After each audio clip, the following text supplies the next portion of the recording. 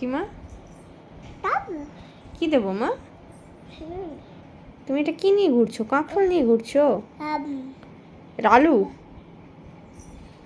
হ্যাঁ রালু, এটা কাঁকরোল।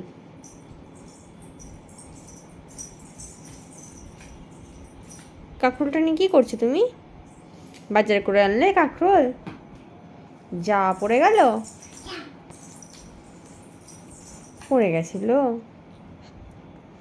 কাঁকরোলটা রেখে দিচ্ছ?